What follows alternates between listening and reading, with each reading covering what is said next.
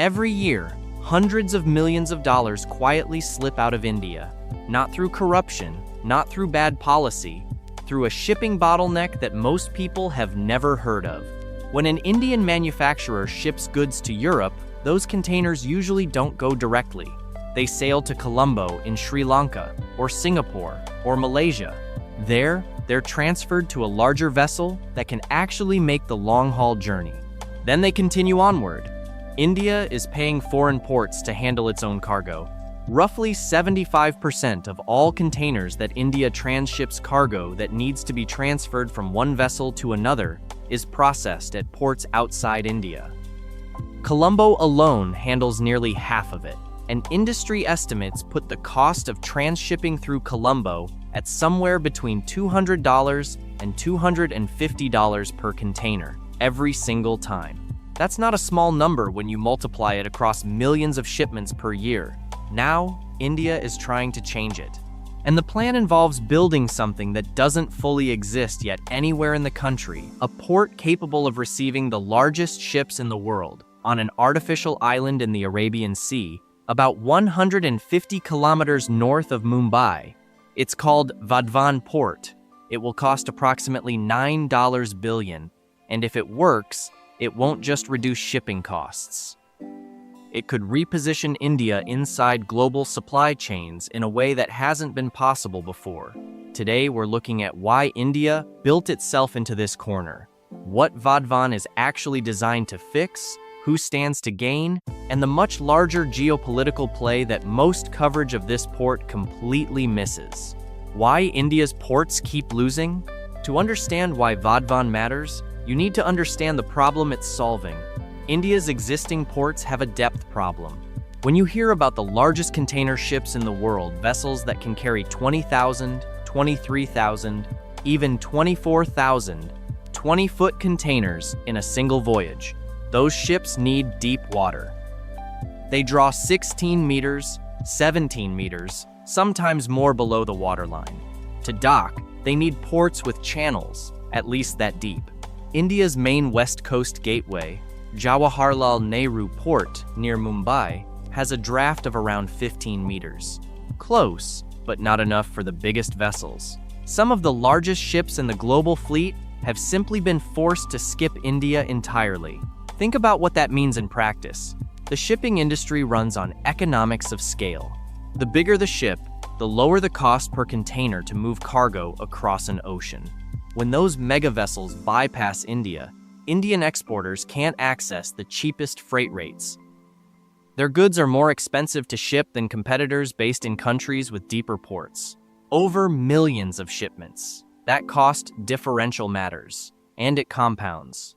Because Indian cargo can't always travel directly, it moves in smaller vessels to a hub like Colombo, gets transferred to a mega vessel, and then travels on to its destination. Every transfer adds cost and time. Colombo has understood this for decades and built its entire economic model around it. The port processes roughly 80% of its throughput as transshipment, meaning most of what moves through Colombo isn't even Sri Lankan. It's cargo from India, Bangladesh, and other South Asian nations that can't be handled locally. That arrangement has made Sri Lanka's port one of the most important maritime nodes in the Indian Ocean. And it has made India dependent on a foreign intermediary to reach global markets. What Vadhavan actually is. Vadhavan is designed to break that dependency. The port will be built entirely offshore, constructed on 1,200 hectares of reclaimed land in the Arabian Sea, connected to the coast by dedicated road and rail links. Its natural water depth reaches 20 meters, with no capital dredging required. That's the key number. 20 meters means even the largest container ships afloat today can dock directly. When complete, Vadhavan is projected to handle between 23 and 24 million 20-foot equivalent units TEUs per year. That number needs some context. India's current flagship port, Jawaharlal Nehru Port, handled its highest ever volume of 7 million TEUs in 2024. It wants to reach 10 million by 2027. Mundra Port, India's largest privately operated container terminal, processed about 7.4 million TEUs in its most recent fiscal year. Vadhavan at full capacity would handle more than both of them combined, and then some. It would place India firmly in the top 10 container ports on the planet. Ground was broken in August 2024 when Prime Minister Modi laid the foundation stone. The project is being developed in 2 phases, 4 terminals coming online before 2030, with full build-out expected by the mid-2030s. Total investment stands at around 76,000 crore rupees, with the Port Authority raising several $billion more in long-term debt. The structure is a public-private partnership. Jawaharlal Nehru Port Authority holds a 74% stake. Maharashtra Maritime Board holds the remaining 26%. On paper, the scale is extraordinary. But scale alone doesn't explain why this project has captured the attention of governments far beyond India. The bigger play, IMEC. Here's where things get more interesting. Vadhavan isn't being designed purely as a domestic shipping hub. India has spent the last several years positioning itself as the anchor for something much larger, a trade corridor that could eventually rival the Suez Canal route in importance.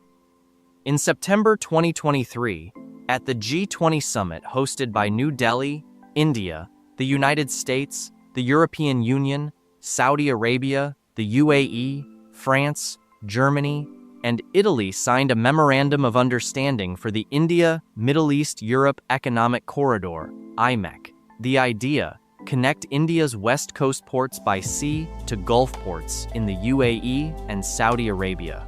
Then move cargo overland by rail across Saudi Arabia, through Jordan and Israel, and onward to European ports. The corridor would blend maritime shipping with rail networks, digital infrastructure, energy pipelines, and fiber optic cables. If it functions, the route could reduce transit times between India and Europe by 40% compared to the current standard path through the Suez Canal.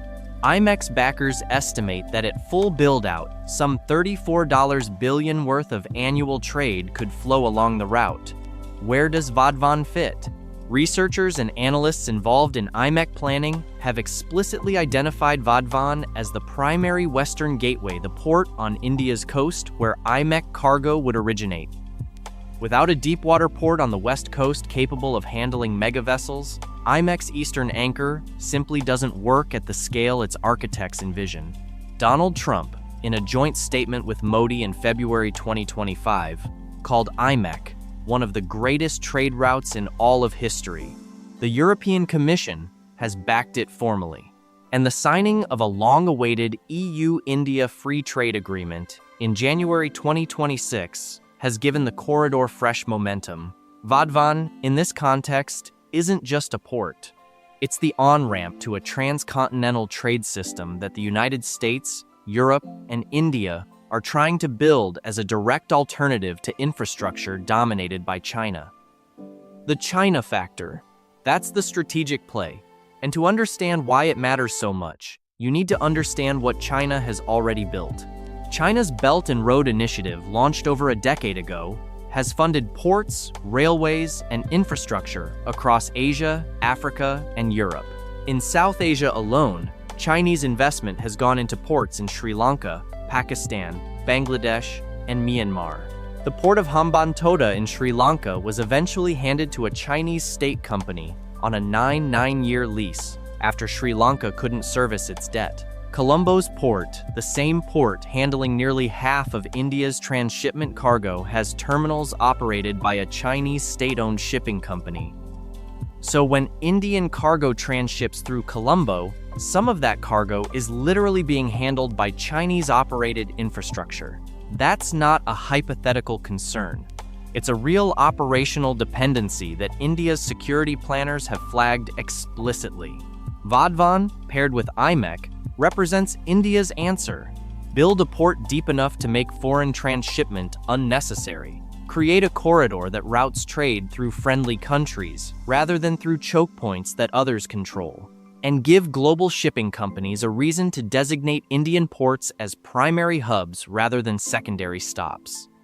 The winner of that competition isn't just collecting port fees. It's shaping which supply chains run through which countries, which nations gain economic leverage over trade, and who has influence over the infrastructure that the global economy depends on. The real obstacles. But let's apply the most important test to any mega project. What are the real obstacles? Because Vadvan has several. The first is time. Infrastructure projects at this scale routinely take longer than planned.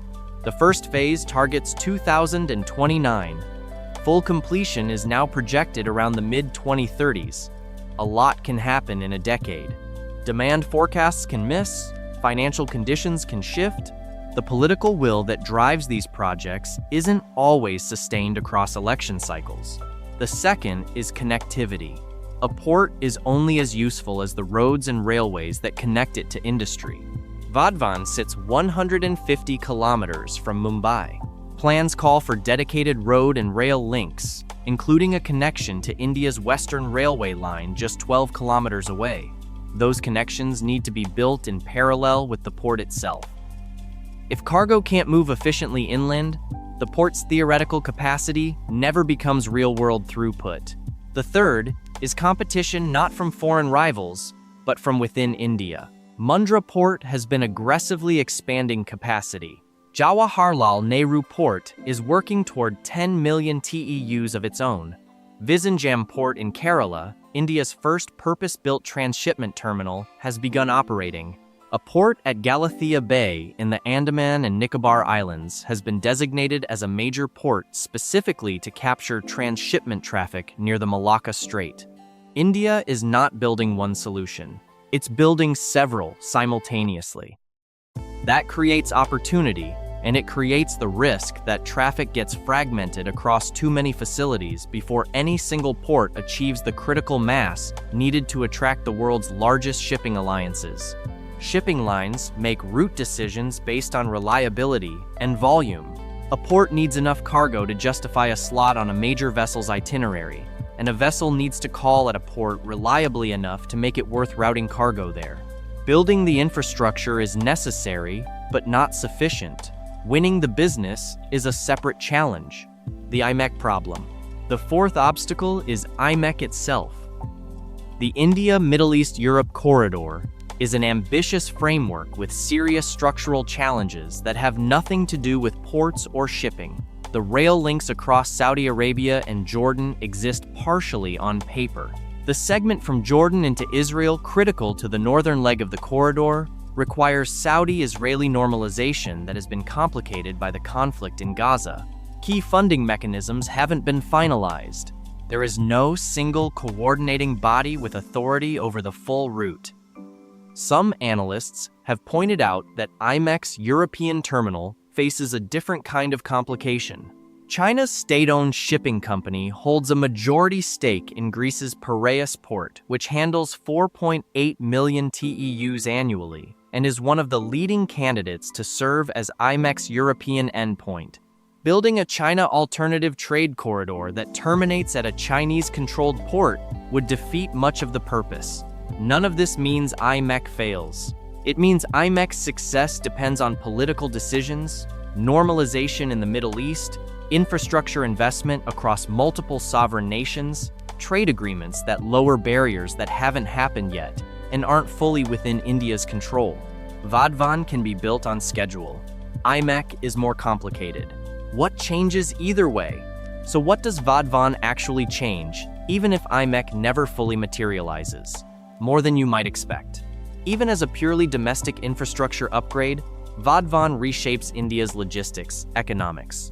A port capable of receiving the world's largest ships means Indian exporters can access the cheapest per-container freight rates for the first time. It means global shipping alliances have a reason to designate an Indian port as a primary hub rather than a port of call. That has downstream effects on manufacturing. One of the quiet reasons that global manufacturers have historically preferred to concentrate production in China, Vietnam, or Bangladesh over India is the logistics cost. Getting goods out of India has been more expensive and less reliable than alternatives. A world-class deep-water port doesn't solve all of those problems, but it removes one of the most persistent ones. If Vadvan becomes a genuine hub, not just a port, but a transshipment center that handles cargo from South Asia and Central Asia, the way Colombo handles it today, that changes the economics for the entire region. Bangladesh imports manufactured goods from India that currently route through Colombo before reaching Chittagong, adding time and cost to every shipment. Sri Lanka's economy has been built in part on capturing value that India's port limitations left on the table.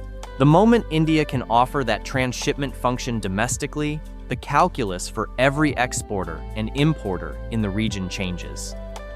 The port that handles regional transshipment gains revenue, influence, and leverage. India has been paying others for that privilege for decades. Vadvan is a serious attempt to stop. What to watch? Ground has been broken. Contracts are being awarded. The debt financing is being structured. The first containers are expected to flow before the end of the decade. What happens next depends on things that are genuinely uncertain. Whether India can build the inland connectivity fast enough to make the port's capacity useful, whether the shipping alliances that control most of global container traffic decide Vadvan is worth a permanent slot on their network. Whether IMEC moves from a signed memorandum to actual functioning infrastructure. Whether the political conditions in the Middle East stabilize enough to make the corridor's overland component viable. But here's what's already true. The map of global shipping hasn't changed yet. The incentives have. When the world's largest container ships can dock in India directly, bypassing Colombo entirely, something shifts.